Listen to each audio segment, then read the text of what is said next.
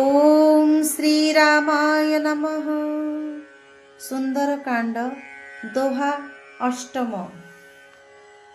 मंगल भवन अमंगलहारी द्रवंश दशरथ अजिर बिहारी।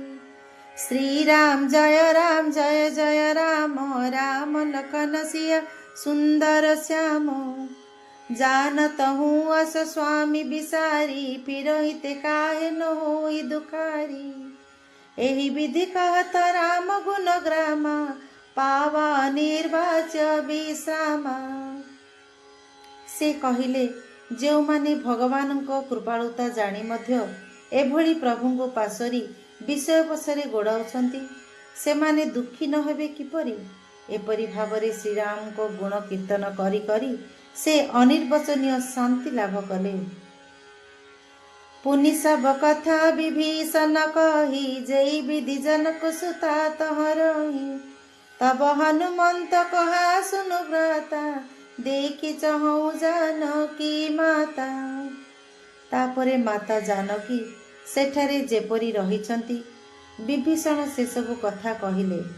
हनुमान कहिले हे भाई सुन मु माता जानकी को देखा चाहूँगी। जुगुति विभीषण सकल सुनाई चले पवन सुत विदा कराई।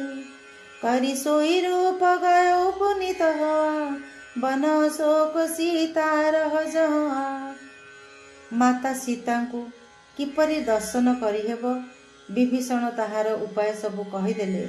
तेणु हनुमान तांको ठारू विदाय नहीं सीता दर्शन निमंते बाहरी पड़िले।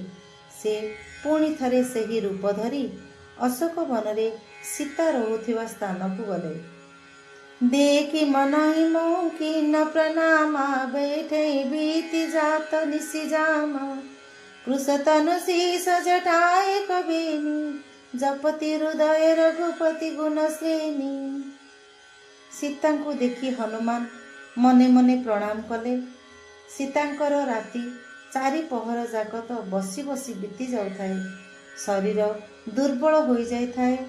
मथार केश जटरे परिणत होई गोटे बेणी हो जाए। से हृदय रे श्री रघुनाथंकर गुण समूह स्मरण करुथांती। निज पद नयन दिए मन राम पद कमल लीन। परम दुखी भा पवन सुत देखि जानकी दीन। माता जानकी निज चरण रे दृष्टि निबद्ध करिथांती एवं तांको मन श्रीरामंक चरण कमल रे लीन हो जाए।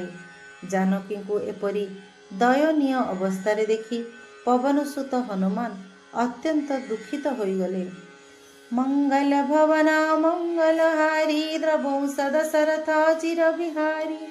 श्री राम जय जय राम राम लखन सिया सुंदर श्याम।